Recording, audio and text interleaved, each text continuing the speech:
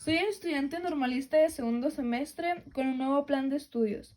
Estamos analizando la profesión docente con las condiciones reales, por lo que le haré algunas preguntas sobre su perspectiva de la planeación didáctica y el enfoque actual de la evaluación. La información que me ofrezca es estrictamente confidencial y servirá para plantear los retos que tengo en mi formación inicial como docente. Le agradezco me brinde sus experiencias a través de sus opiniones. Primero le solicito unos datos para contextualizar sus comentarios y después responder verbalmente a 8 preguntas. ¿Sí? ¿Cuál es su nombre completo? Soy Laura Natividad García Roldán, ¿Cuál es su edad? 38 años.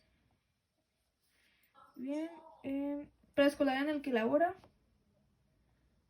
Jardín de Niños Mundo Feliz en Caborca, Sonora. Muy bien. ¿Horario de prestación de servicio? De las 8:30 a las 12:30. Okay. Matutino. Muy bien. ¿Tiempo de organización del plantel escolar, completa, multigrado o unitaria? Completa.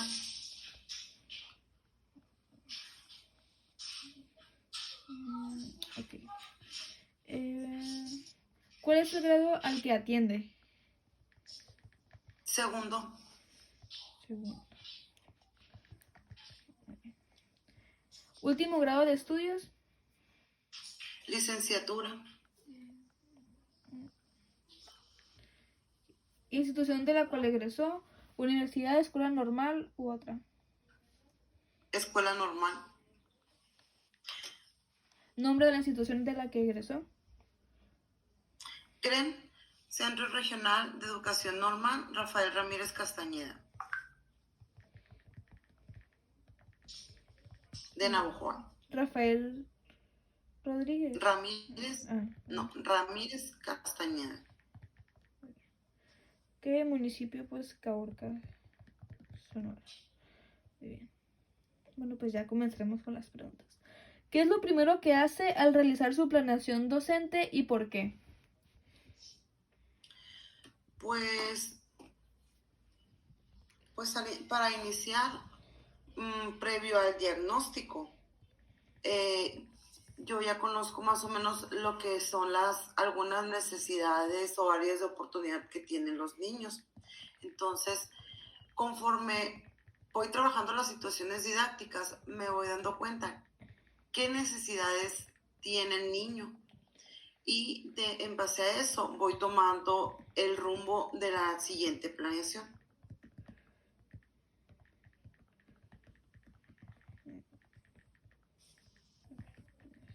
¿Y por qué? Pues porque se realiza un diagnóstico, ¿no? Al inicio del ciclo escolar. Entonces ahí es donde nosotros partimos para saber qué es lo que vamos a trabajar con los niños. Claro, siempre apegados a nuestro programa y plan de estudios. Por ejemplo,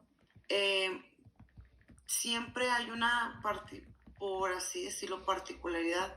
Lo que pasa en segundo año, ahorita que entiendo segundo año, hay que trabajar algunos aprendizajes esperados muy básicos. Por ejemplo, en cuanto a que los niños identifiquen pues su nombre escrito, que también el que se comuniquen, entonces el que expresen sus emociones. Eso es lo que tomo en cuenta para poder dar una secuencia, para partir de un inicio y continuar avanzando con las planeaciones de todo el ciclo escolar.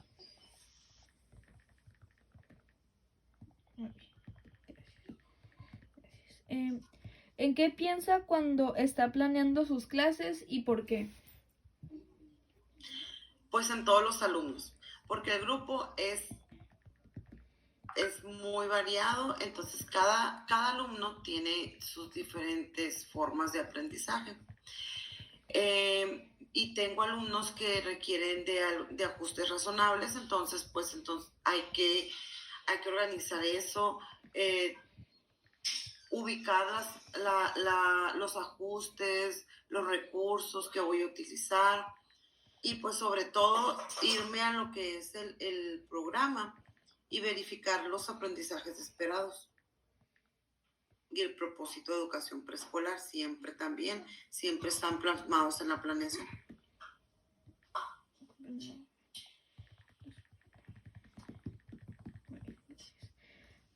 ¿Cuál es el proceso o la serie de pasos que sigue para planear y por qué?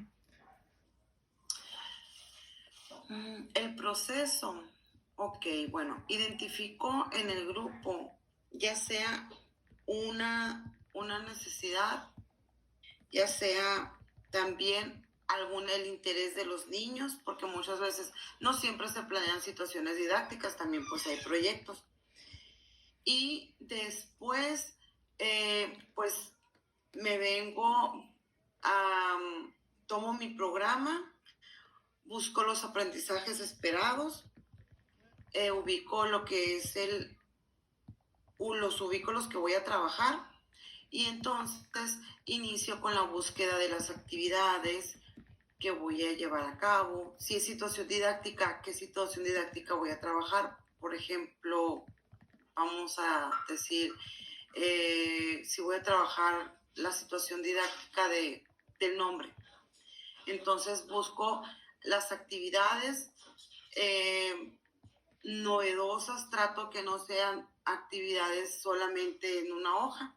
Entonces me pongo a diseñar, a inventar muchas veces actividades, las estructuro y después las voy, bueno, ahorita como ya tengo más práctica, lo que hago es en mi formato de planeación, voy colocando en forma así como está mi formato, ¿no? Voy colocando el formato, por ejemplo, los días, diseño el día, inicio con la recepción de los alumnos, si va a haber honores a la bandera, voy describiendo lo que va a ser el día de la jornada de trabajo. También tomo en cuenta, pues, muy importante los recursos que voy a utilizar en cada una de las actividades, pero por lo que estoy viendo los por día, igual que los cierres. Y también muchas veces cuando estás planeando, no queda plasmada en tu planeación, pero como vas conociendo tu grupo, mentalmente estás pensando en, muchas veces, si les pregunto esto, pues puede que me digan esto. Entonces ya empiezas como a imaginarte la situación didáctica o el proyecto que estás trabajando y las posibles respuestas que te pueden llegar a dar los alumnos, que muchas veces, o sea, tú te las imaginas, pero llegas al salón y no, o sea, te salen con otra cosa completamente fuera de tu contexto. Pero si tratas de pensar en cómo ocupar los tiempos para que no te sobre y diseñar las actividades para que no te falte y no te sobre tanto tiempo. Entonces, desde ahí la actividad es desglosarla de un inicio, desarrollo y un cierre en las actividades.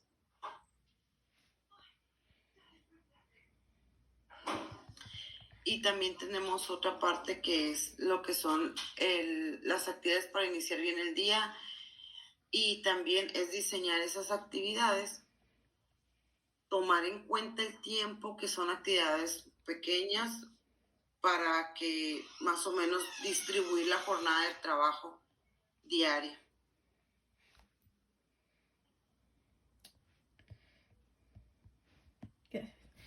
Y no menciona, pero muy importante, también son sí se los mencioné, los ajustes necesarios.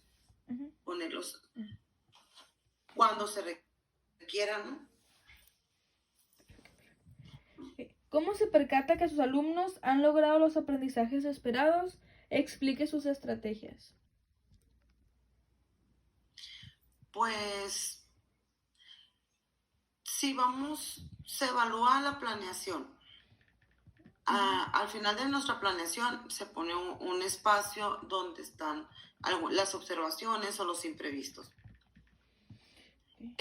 Al momento de nosotros estar trabajando, por ejemplo, vemos al momento de poner un trabajo para evidencia, que no siempre va a ser el mismo trabajo. Por lo general, utilizo a un niño, por ejemplo, no sabía, no identificaba su nombre, y observas que en un producto el niño logra identificar su nombre, ya sea en una actividad para iniciar bien el día que está en el pizarrón, o en una hoja de trabajo, o en su silla, o sea, en actividades que son indirectas, por así llamarlas.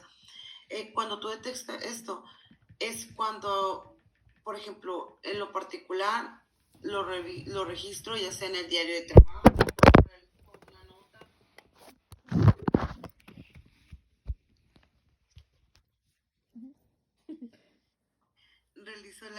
Realizas una nota que es la adjuntas a lo que es el expediente o el portafolio del niño. Y pues son cosas que varían, porque no por trabajar una situación didáctica significa que que el niño o el alumno aprendió completamente todo lo que le enseñaste. Adquirió un grado de madurez, adquirió un conocimiento, más sin embargo, o sea, cada alumno tiene su forma de aprender. Probablemente lo que trabajaste en esta planeación lo vas a ver reflejado al siguiente mes. Va a variar mucho en ese sentido. También hay otras herramientas, por ejemplo, las listas de cotejo, donde se coloca el aprendizaje esperado que estamos trabajando y se colocan algunos componentes donde tú vas marcando si el niño está en proceso, si requiere apoyo, se escriben observaciones y situaciones así. Entonces, así es como lo hago. Más sin embargo, como te digo, no siempre es la adquisición del conocimiento del niño, no siempre va a ser en el instante. Es un proceso.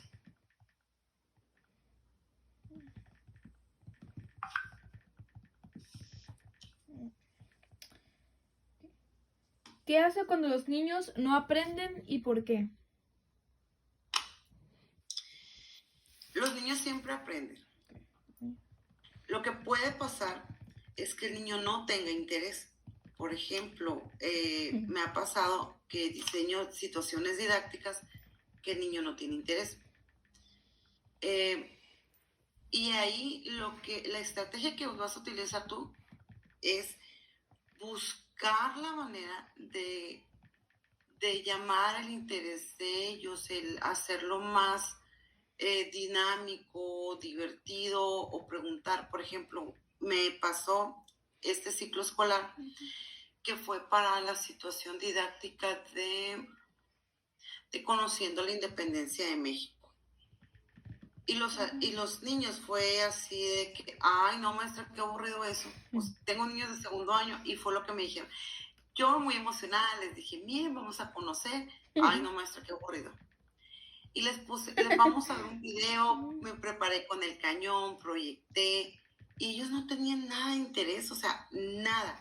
Y hasta su lenguaje corporal me lo decía. Y en ese momento sientes a pesar, o sea, eso es algo que es. Yo tengo 15 años de servicio, entonces esos 15 años me ha pasado, pero siempre logro salir hacia adelante y eso. Pero ahorita pues cabe señalar que los niños están muy, muy, muy, muy relacionados con la tecnología, y los niños tienen en la palma de su mano el cambiar. Si les aburrió un video, lo cambian con esa facilidad. Entonces el que no podían hacer eso fue muy frustrante para ellos. Y se pasó. No, maestra. Ay, no, qué aburrido. Ay, o sea, bostezaba. ¿Cómo? Decía, no puede ser. Y primero era así, como que, ¿qué voy a hacer? Y lo que empecé a hacer fue, ok, el video lo corté, pausé en ese momento y les pregunté, bueno, entonces, ¿qué les gustaría ver? Pues todos los niños tienen gustos diferentes. Ok, les dije, vamos a ver un cuento, está bien, pero vamos a ver un cuento que se trata, puse el cuento del patito feo porque como no tiene voz, vamos a ver el cuento y después vamos a ver esta pequeña historia sobre la independencia. ¿Qué les parece? Pues, bueno, no muy convencidos. Entonces, ahí yo implementé, pues, primero una necesidad de ellos. Entonces, yo accedí, o sea, como maestra tienes que acceder, tienes que, si no es su interés, bueno, pues voy a buscar. En ese momento fue lo que se me ocurrió, lo hice, terminamos de ver el cuento del patito feo, que es corto. Inmediatamente, como yo veía, como ellos ya estaban predispuestos a que después iban a ver otro video que no les gustaba y su actitud no era así como que muy, no estaban, no tenían el mínimo interés. Entonces en eso rápido metí una pausa activa. No el tiempo, pero la planeación es tan flexible que tenemos la facilidad de realizar todas esas intervenciones en lo que es la mañana de trabajo. Pues realicé una pausa activa, puse una canción una que se llama Hola, ¿cómo estás? El video es muy dinámico, entonces puse el video, la cantamos, la bailamos y nos sentamos. Al momento de sentarnos, yo les dije, nos vamos a relajar, vamos a respirar. Y en ese momento puse el video. Ok, ahora es tiempo de trabajar, les dije. Ya nos divertimos, ya jugamos, ya cantamos, porque la canción pues tiene un poco de juego. Ya jugamos, ahora vamos a trabajar. Y el trabajo del día de hoy es ver el video. Y sí, fue así como que, ok, lo negociamos, pues lo negocié. Y entonces llegó ese momento. Claro que busqué un video, era un video muy corto, muy breve. Yo solamente quería que captaran lo que era, que tuvieran la noción para explicarle a los niños. Entonces esa fue fue como la estrategia que utilicé para captar el interés de los niños.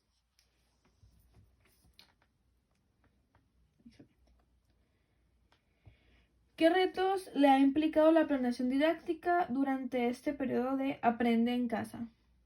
Muchos, muchos. Infinitos, se puede decir. Todavía aún los hay.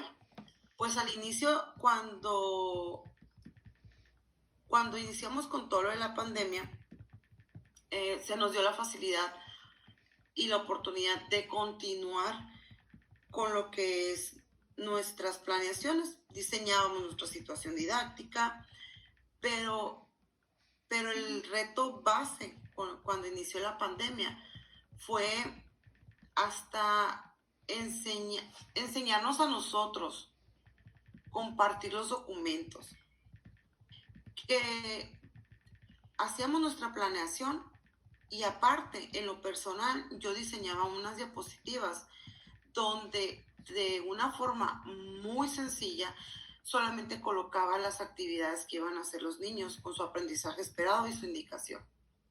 Entonces era doble o triple trabajo, más aparte, los niños que tenía con necesidades educativas especiales, tenía que diseñar con ellos otras para que no se confundieran, no porque los estaba haciendo a un lado, sino era para que para explicar a los padres de familia lo que ellos iban a hacer, porque era comunicación por WhatsApp, escribir o mandar audios, se mandaban las actividades en específico, yo ya las mandaba en diapositivas, a los padres de familia con los alumnos que hacía estos ajustes, en especial hacía otras diapositivas donde les explicaba según el ajuste que hacían, les explicaba y ellos se daban cuenta pues que trabajábamos lo mismo, solamente que con una variante. Uh-huh. Y la otra era que no se confundieran con la información. por eso inicié a separar esas situaciones. Y otra situación fue enseñar a padres de familia a que abrieran esos archivos, a que los podían mandar a imprimir, que era una herramienta pues fácil. Enviaba, por ejemplo, videos. Yo les enviaba videos de YouTube, pero maestra, pues fue un aprender a aprender, pues fue aprender, aprendimos y desaprendimos, porque tuve que desaprender cómo dar una clase para aprender a dar una clase por medio de WhatsApp. Afortunadamente yo tuve la oportunidad de que la situación de mi grupo se prestó a que pude realizar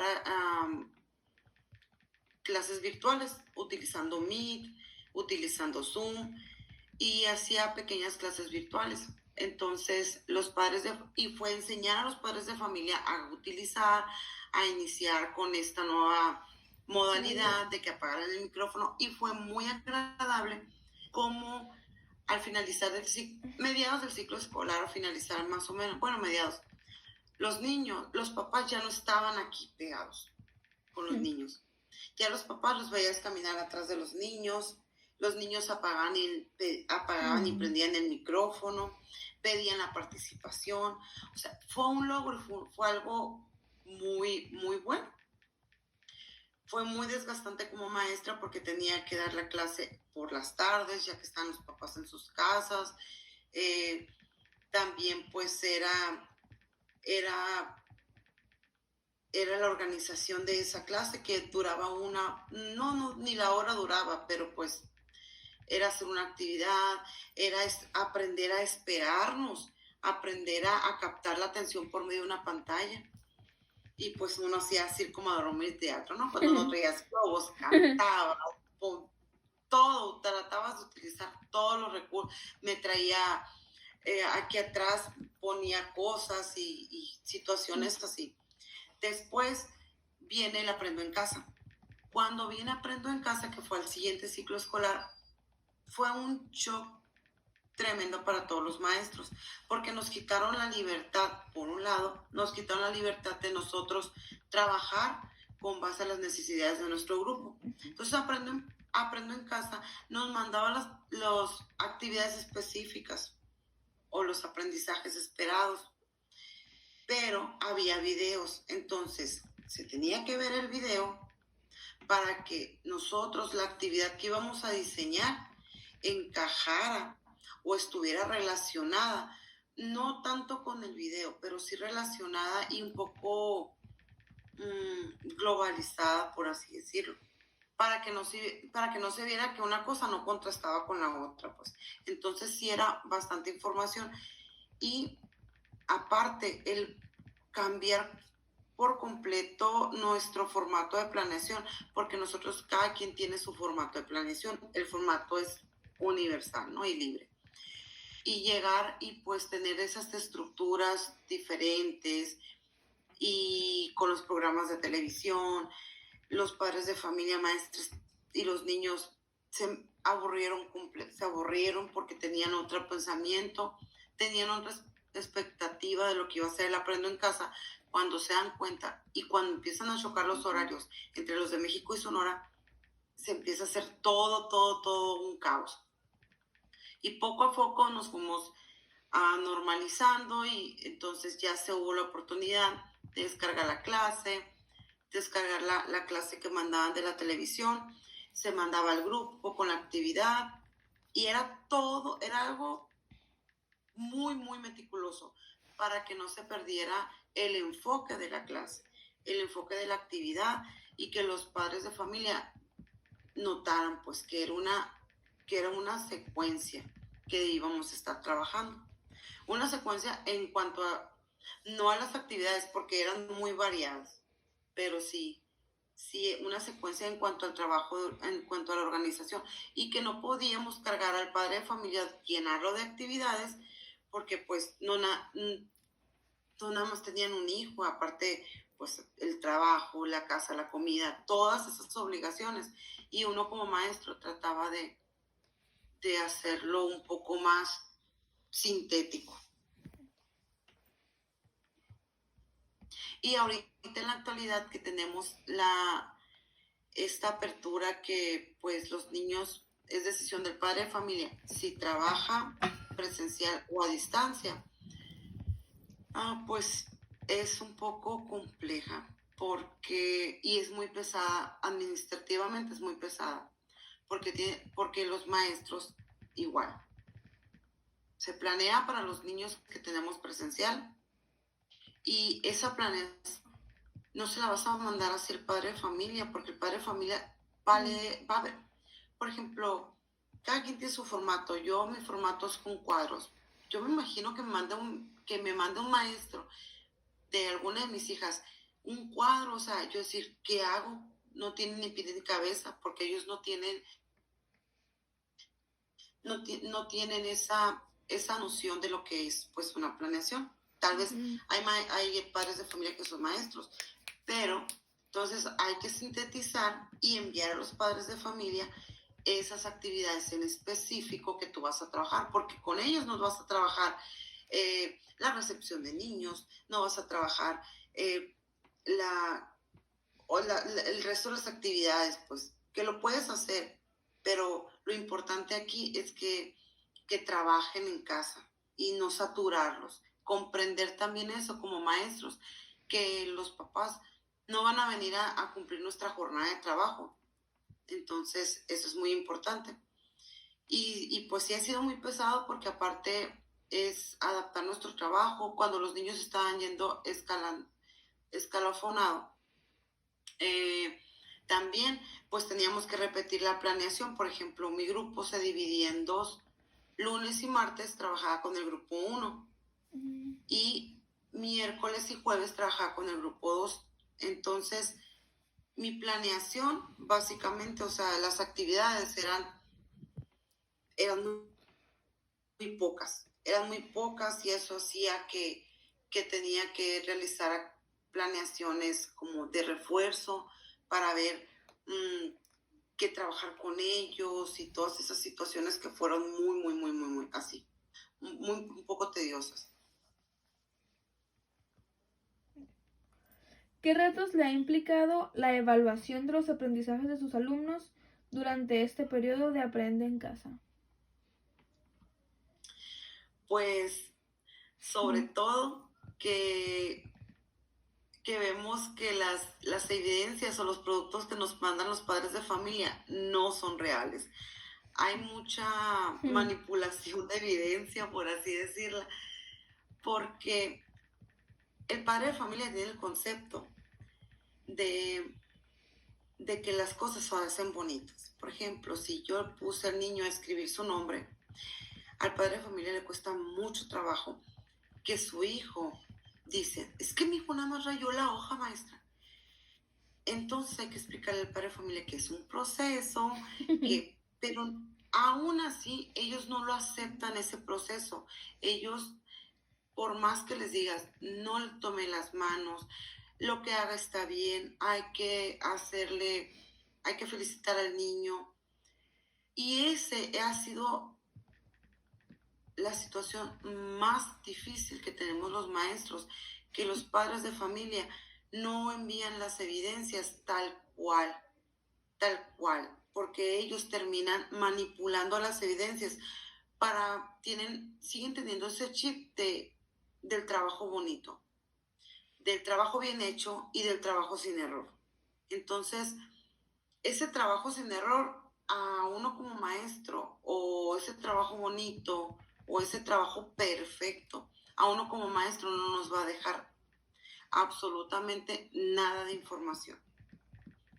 Ahora, pues son evidencias, son fotografías, son evidencias pues que cuando uno toma fotografías en el grupo como parte de una evidencia, hay una observación. Tú dices, hay un registro. Uh-huh.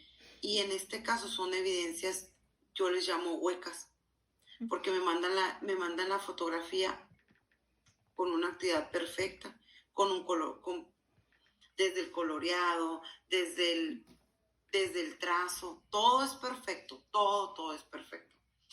Pero al llegar al salón, al llegar al grupo, te das cuenta que el niño no tiene esa madurez que me enseñaban en sus trabajos. Entonces, ya después, cuando conozco ya, después del diagnóstico, trabajamos un tiempo y ahorita están de nuevo trabajando más en casa.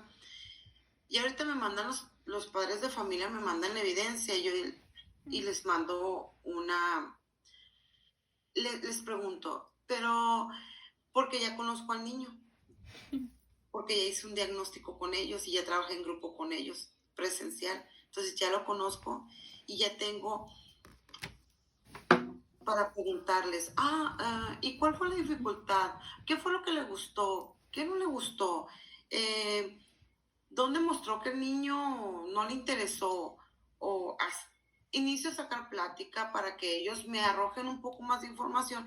Entonces, utilizar lo que ellos me comentan, porque ahí es donde empiezan a comentar. Ay, sí, fíjese, maestro, que, por ejemplo, ¿no? Es algo que fíjese que yo le decía que contara dos y empezaba a contar 5, 8, 9. ¿A poco? Entonces ahí ese referente es el que me sirve a mí. Ya su evidencia, su producto, o sea, ya, ya yo le pongo esa observación. Ese es el reto más grande que tenemos los maestros. Y el otro es que los padres de familia, muchos no mandan ni evidencia mandan. O sea, este canal de comunicación está cortado tajalmente. Entonces, al momento de evaluar, pues desgraciadamente tenemos que utilizar la casilla de que no tenemos evidencia o de que no tenemos comunicación con los padres de familia.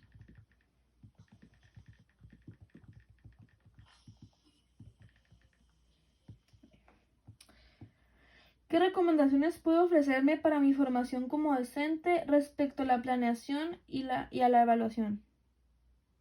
Apegarte al programa, 100%.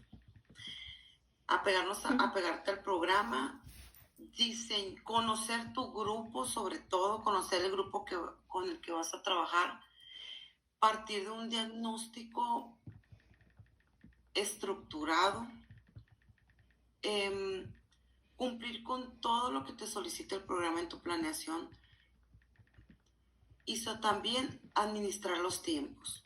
En una planeación, la administración del tiempo es fundamental para que no te sobre, como te digo, para que no te sobre ni te falte tanto tiempo. Que es muy flexible la planeación, es una gran ventaja que tenemos, la flexibilidad en cuanto a nuestro formato.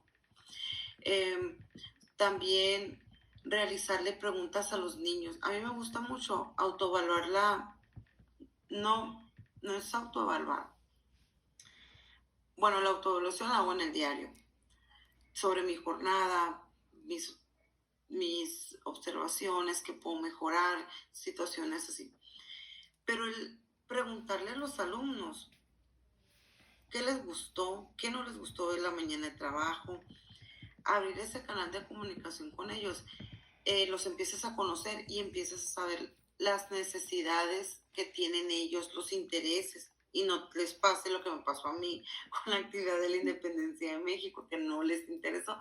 Entonces, realizar esas pequeñas intervenciones que son fundamentales, pues si la comunicación, el canal, tener siempre abierto el canal de comunicación, el escuchar a los alumnos te va a ayudar mucho para saber qué vas a planear, cómo lo vas a planear. Y otra cosa, siempre poner el juego, no caer en ser maestras de hojita de trabajo, porque eso va siendo muy monótono a la educación. Claro que se necesitan ese tipo de actividades, pero también hay otros recursos para poder evaluar a nuestros niños. O sea, como te digo, podemos escribir observaciones, diseñar algún otro instrumento de evaluación. Claro que son necesarias, no te digo, no pongas hojita de trabajo. Sí, aplícalas, pero trata de utilizarlo lo menos posible para que tu grupo siempre... el que los niños, el que tú realices actividades donde los niños investiguen, donde los niños exploren, jueguen, se muevan del salón de clases, que no nada más estén sentados. Eso es una planeación que vas a ver el fruto de los aprendizajes y de las situaciones didácticas que has trabajado en la maduración, en la autonomía, en la adquisición de aprendizajes, entre otras muchas cosas.